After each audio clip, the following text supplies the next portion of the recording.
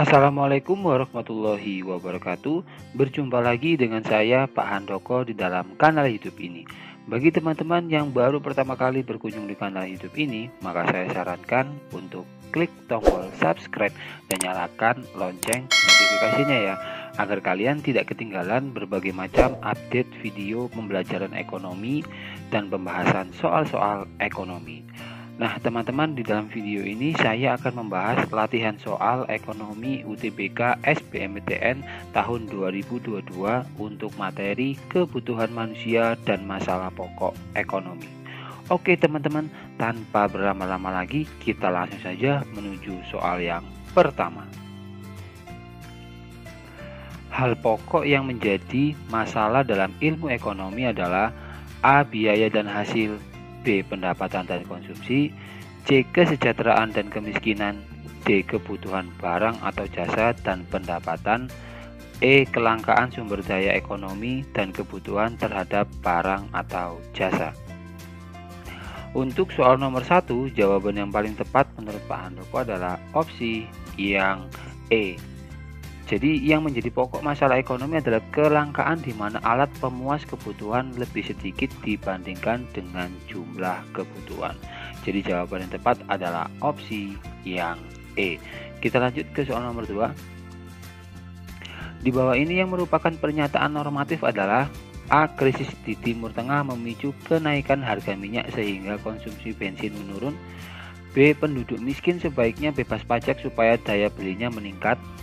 C. Penetapan upah minimum oleh pemerintah ditujukan untuk meningkatkan kesejahteraan buruh. D. Peningkatan pertumbuhan ekonomi mendorong bertambahnya kesempatan kerja. E. Pencabutan subsidi bahan bakar minyak oleh pemerintah mendorong daya beli masyarakat semakin menurun. Untuk soal nomor 2, jawaban yang paling tepat menurut Pak Handoko adalah opsi yang B. Jadi, pernyataan normatif adalah pernyataan petunjuk yang mengandung arti bahwa sebaiknya apa yang harus dilakukan apabila ingin sesuatu yang diharapkan menjadi kenyataan. Kemudian ekonomi normatif terutama berkaitan dengan kriteria kebijakan yang optimal. Ilmu ekonomi normatif menggunakan studi empiris dan prediksi positif serta menggabungkan keduanya dengan pertimbangan nilai yang mencerminkan gagasan ideal tentang masyarakat dalam rangka untuk memperoleh rekomendasi kebijakan. Jadi jawaban yang tepat adalah opsi yang B. Kita lanjut ke soal nomor 2. Untuk mengkonsumsi 2 unit barang A, Ali harus mengorbankan 1 unit barang B. Pernyataan manakah yang paling tepat untuk situasi ini? A. Ali mengorbankan 1 unit barang B sebagai trade-off dari tambahan konsumsi barang A sebesar 2 unit. B. Tambahan konsumsi barang A menyebabkan marginal utility Ali menurun. C. Ali mengorbankan 1 unit konsumsi untuk barang B. D. Preferensi Ali telah bergeser dari barang A ke barang B. E. Konsumsi Ali terhadap barang B menurun. Untuk soal nomor 3, jawaban yang paling tepat menurut Pak Handoko adalah opsi yang A. Jadi, konsep dasar opportunity cost adalah adanya barang yang dikorbankan untuk memperoleh barang yang lain. Untuk mengkonsumsi tambahan barang A harus dikorbankan 1 unit barang B yang seharusnya dikonsumsi. Jadi jawaban yang tepat adalah opsi yang A. Kita lanjut ke soal nomor 4. Perbedaan mendasar antara mazhab klasik dengan mazhab Keynesian adalah bahwa A. Mazhab klasik menggunakan pendekatan penawaran, sedangkan ekonomi Keynesian menekankan permintaan. B. Ekonomi mazhab Keynes bersifat liberal, sedangkan klasik bersifat sebaliknya. C. Ekonomi klasik menekankan pada kebebasan dengan peran pemerintah, sedangkan Keynes sebaliknya. D. Keynesian berpendapat hukum Say berlaku mutlak, sedangkan klasik tidak menyatakan hukum Say berlaku mutlak. E. Mazhab Keynesian timbul pada saat revolusi industri, sedangkan mazhab klasik pada saat Great Depression. Untuk soal nomor 4, jawaban yang paling tepat menurut Pak Handoko adalah opsi yang A. Jadi, kaum klasik dilandasi kepercayaan tentang hukum Say. Ekonomi Keynesian tidak liberal karena mengutamakan campur tangan pemerintah. Teori ekonomi klasik terdapat money of demand and money of supply. Analisis Keynes berpendapat bahwa tingkat perekonomian negara ditentukan oleh permintaan efektif. Keynes adalah orang pertama yang mampu menjelaskan secara sederhana penyebab dari Great Depression. Aliran klasik muncul pada akhir abad ke-18 dan permulaan abad ke-19, yaitu di masa revolusi industri. Jadi jawaban yang paling tepat adalah opsi yang A. Kita lanjut ke soal nomor 5. Masalah mendasar yang ingin dijawab oleh ilmu ekonomi adalah A. Mengatasi kemiskinan dan meratakan distribusi pendapatan, B. Meningkatkan pertumbuhan ekonomi untuk kesejahteraan rakyat, C. Mengurangi dampak yang ditimbulkan oleh satu pelaku ekonomi terhadap pelaku ekonomi lainnya, D. Mengalokasikan penggunaan sumber daya yang terbatas dalam rangka memenuhi kebutuhan masyarakat, E. Menentukan harga keseimbangan yang berlaku di pasar. Untuk soal nomor 5, jawaban yang paling tepat menurut Pak Handoko adalah opsi yang D. Jadi, inti dari masalah ekonomi adalah alat pemuas kebutuhan yang terbatas dibanding dengan kebutuhan manusia yang tidak terbatas. Jadi, bagaimana sumber daya yang terbatas itu bisa memenuhi kebutuhan masyarakat yang tidak terbatas? Jadi, jawabannya adalah opsi yang D. Kita lanjut ke soal nomor 6. Bagi masyarakat yang makanan pokoknya adalah kentang, terjadi kelangkaan kentang yang membuat harga kentang melonjak akan menyebabkan A. Masyarakat tetap mengkonsumsi kentang karena elastisitas permintaan kentang adalah elastis. B. Masyarakat beralih mengkonsumsi bahan makanan lain karena elastisitas permintaan kentang adalah tidak elastis. C. Masyarakat beralih mengkonsumsi bahan makanan lain karena elastisitas permintaan kentang adalah unitary elastis. D. Masyarakat tetap mengkonsumsi kentang karena elastisitas permintaan kentang adalah tidak elastis. E. Masyarakat cenderung acuh tak acuh karena elastisitas permintaan kentang adalah sangat elastis.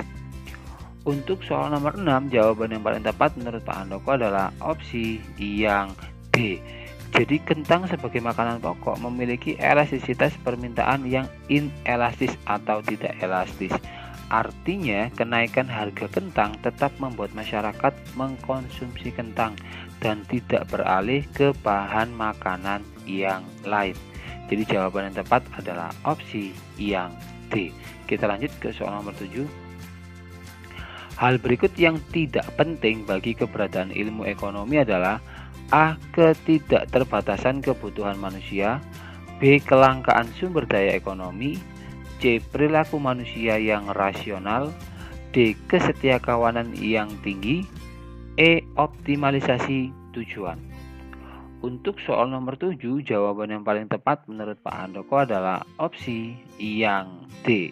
Jadi inti dari masalah ekonomi adalah kelangkaan alat pemuas kebutuhan, di mana kebutuhan manusia itu tidak terbatas, sehingga manusia harus bisa memilih urutan prioritas sesuai dengan tujuan. Kesetiakawanan tidak ada hubungannya dengan keberadaan ilmu ekonomi. Jadi jawaban yang tepat adalah opsi yang D. Kita lanjut ke soal nomor 8. Kelangkaan atau scarcity membuat timbulnya opportunity cost dalam alokasi sumber daya. Sebab opportunity cost adalah biaya yang bisa berubah menurut besar kecilnya output yang dihasilkan. Untuk soal nomor 8, jawaban yang paling tepat menurut Pak Handoko adalah opsi yang C. Jadi pernyataannya salah dan alasannya pernyataannya benar tetapi alasannya salah. Nah, kelangkaan terjadi karena alat pemuas kebutuhan kurang daripada kebutuhan yang ada. Pada masyarakat ekonomi modern, uang merupakan alat pemuas kebutuhan. Untuk mendapatkan barang atau jasa, perlu uang yang mana jumlahnya terbatas. Makanya itu kita harus menentukan urutan prioritas. Ketika satu prioritas dipilih, maka akan mengorbankan prioritas yang lain sehingga memunculkan adanya opportunity cost. Jadi pernyataannya benar, alasannya salah. Oleh karena itu jawaban yang tepat adalah opsi yang C. Kita lanjut ke soal nomor 9. Indikator barang-barang yang semakin langka adalah A. Harga semakin mahal, B. Peminat atau pembelinya semakin banyak, C. Pajak yang dikenakan terhadapnya semakin besar, D. Klasifikasinya berubah dari barang primer menjadi barang sekunder, E. Pemerintah menjatah kuota pembeliannya. Untuk soal nomor 9, jawaban yang paling tepat menurut Pak Handoko adalah opsi yang A. Jadi, barang-barang yang semakin langka, maka penawarannya tetap dan suplai barang akan semakin menurun, mengakibatkan kuantitas barang menurun yang menyebabkan harganya meningkat. Jadi, jawaban yang tepat adalah opsi yang A. Kita lanjut ke soal nomor 10. Berikut ini adalah hal yang perlu diperhatikan dalam menentukan pilihan, kecuali A. Biaya peluang atau opportunity cost, B. Analisis biaya manfaat atau benefit cost analysis, C. Memperhitungkan untung rugi trade off, D. Berpegang pada motif ekonomi, E. Berpegang pada prinsip ekonomi. Untuk soal nomor 10, jawaban yang paling tepat menurut Pak Handoko adalah opsi yang D. Jadi, dalam menentukan pilihan ada beberapa hal yang harus diperhatikan, yaitu pertama, biaya peluang adalah harga yang harus dikorbankan untuk mendapatkan sesuatu.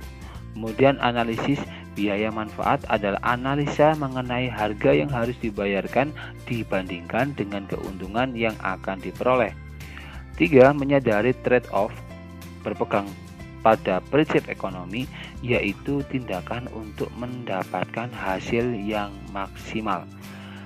Terakhir, mengidentifikasi faktor pendorong kegiatan ekonomi. Jadi jawaban yang paling tepat untuk soal nomor 10 ini adalah opsi yang D. Kita lanjut ke soal nomor 11. Setiap orang selalu dihadapkan pada permasalahan kebutuhan yang beraneka ragam dan alat pemuas kebutuhan yang dimiliki relatif terbatas. Sehingga setiap orang perlu mempelajari ilmu ekonomi karena ilmu ekonomi merupakan ilmu tentang bagaimana A. Memproduksi, B. Mengkonsumsi, C. Mendistribusi, D. Memilih, E. Mengekspansi. Untuk soal nomor 11, jawaban yang paling tepat menurut Pak Handoko adalah opsi yang D.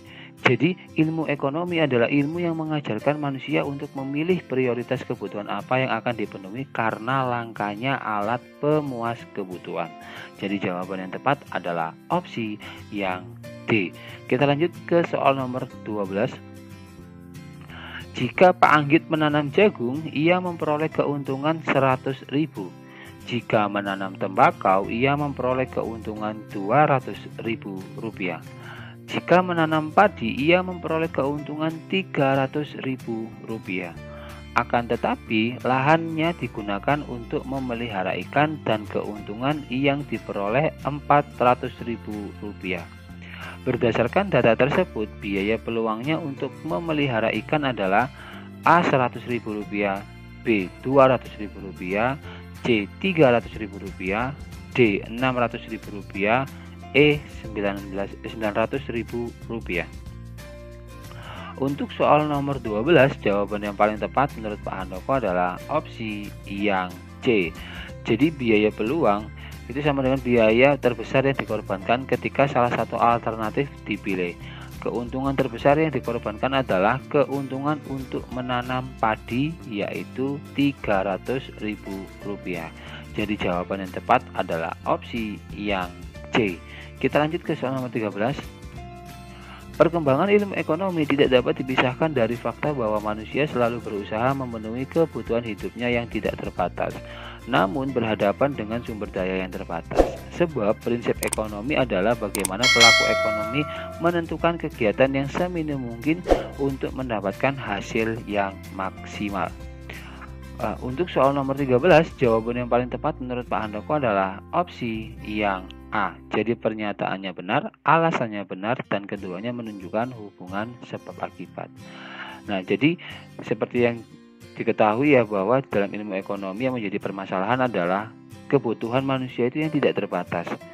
Sedangkan alat untuk memuaskan kebutuhan itu tadi itu juga terbatas. Sehingga manusia itu harus menentukan skala prioritas gitu ya. Mana yang harus diselesaikan terlebih dulu, mana yang harus dipenuhi terlebih dahulu, kebutuhan yang mana terlebih dahulu. Sehingga nanti hal ini akan melahirkan yang namanya prinsip-prinsip ekonomi. Jadi pernyataannya benar, alasannya benar, dan keduanya menunjukkan hubungan sebab akibat. Jadi jawaban yang tepat adalah opsi yang A. Kita lanjut ke soal nomor 14. Menurut mazhab Keynes, kemakmuran masyarakat di suatu negara akan meningkat jika pemerintah tidak campur tangan dalam kegiatan ekonomi. Sebab laissez-faire adalah kondisi di mana campur tangan pemerintah dalam perekonomian negara adalah minimum. Untuk soal nomor 14, jawaban yang paling tepat menurut Pak Handoko adalah opsi yang D. Jadi pernyataannya ini salah, tapi alasannya benar. Nah, menurut ideologi Keynesianisme, untuk mengatasi krisis ekonomi, pemerintah harus lebih banyak campur tangan dalam mengendalikan perekonomian nasional. Jadi pernyataan ini salah gitu ya.